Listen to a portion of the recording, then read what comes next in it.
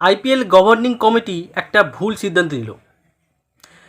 তারা মুস্তাফিজুর রহমান, যে কিনা একজন বাংলাদেশি বাঁহাতি বলার, তাকে অ্যালাউ করলো দিল্লি ক্যাপিটালসের হয়ে খেলা। দিল্লি ক্যাপিটালসের 3টে ম্যাচ বাকি আছে, সেই জন্য তারা মুস্তাফিজুর রহমানকে নিল জেক ফ্রেজার ম্যাকগ্রাফের রিপ্লেসমেন্ট হিসেবে। এখন মুস্তাফিজুর, যেটা খবর পাচ্ছি, সে 6 কোটি টাকা পাবে, মানে 3টে ম্যাচ খেলার জন্য 6 কোটি টাকা পাবে। আমি প্লে অফ ফাইনাল এটা কথা বাদ দিচ্ছি, কারণ ভবিষ্যতে কী হবে সেটা আমরা কেউ জানি না। তো বলতে পারেন 3টে ম্যাচ বাকি আছে দিল্লির, এই 3টে ম্যাচ খেলার জন্য তাকে 6 কোটি টাকায় কিনলো। এবছর আইপিএলে যে নিলামটা হয়েছিল সেখানে মুস্তাফিজুর তার নামটা দিয়েছিল 2 কোটি টাকা, মানে 2 কোটি টাকা তার বেস্ট প্রাইস ছিল, কিন্তু কেউ নেয়নি, রিজেক্টেড হয়ে গেছিলো। তাকে দিল্লি এখন 6 কোটি টাকা দিয়ে নিল, তার মানে 3 গুণ বেশি দামে তাকে কিনলো। সে প্রত্যেক ম্যাচ পিছু, যে 3টে ম্যাচ বাকি আছে, 2 কোটি টাকা করে পাবে। এখন এই যে ভুলটা আইপিএল গভর্নিং কমিটি এবং দিল্লি ক্যাপিটালস কেন করতে গেল, প্রথমে আসি আইপিএল গভর্নিং কমিটি, এদের ব্যাপারটায়।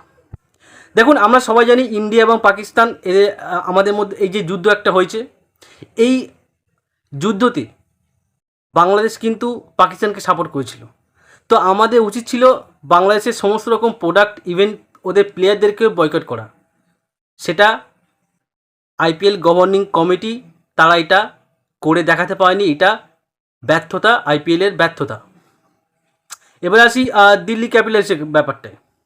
দেখুন, যদি আমরা ইন জেনারেল কথা দেখি, যে বাংলাদেশি প্লেয়ারদের প্রবলেম কী জানেন, ওরা এনওসি পায় না, ওদের বোর্ড এনওসি দেয় না। তো এনওসি না দেয়, একটা বাংলাদেশি প্লেয়ার কী করে সে হচ্ছে ইন্ডিয়াতে বলুন বা যে কোনো জায়গায় খেলবে কী করে?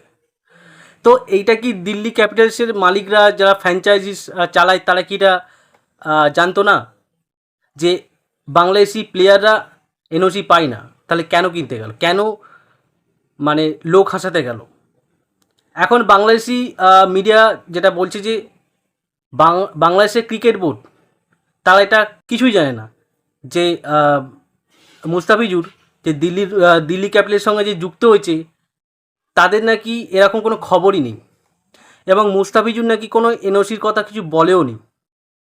তাহলে এটা কীভাবে সম্ভব হলো? মানে দিল্লি ক্যাপিটালস কীভাবে, কী বুঝে, কী মানে কথাবার্তা হয়েছে আমি জানি না, কীভাবে তারা মুস্তাফিজুরকে নিল। তো এটা একটা মানে কি বলবো, হাস্যকর পর্যায়ে চলে গেছে। বাংলাদেশি মিডিয়া বলছে যে আমরা তো কিছুই জানি না, এ ব্যাপারে আমরা জানিই না।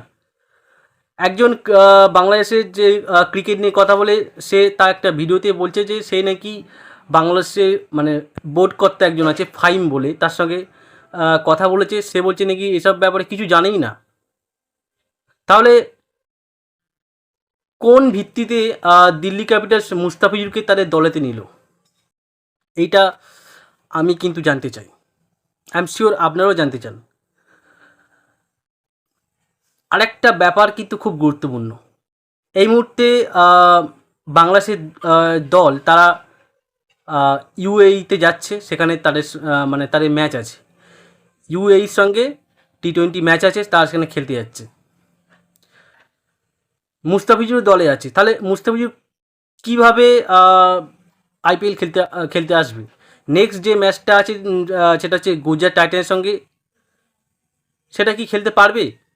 মানে সঙ্গে সঙ্গে কি তাকে খেলতে অ্যালাউ করবে? এনওসি তো পাইনি, এটা কী করে হবে? এরপরে তাদের সঙ্গে মানে বাংলাদেশের সঙ্গে পাকিস্তানের সিরিজ আছে, তখন যদি দিল্লি প্লে অফসে উঠে যায়, যদি ফাইনাল খেলে, তখন তো খেলতে পারবেন। তাহলে কী জন্য, কোন বেসিসে তাকে নিল? এইসব কথা কি দিল্লি চিন্তা করেছিল?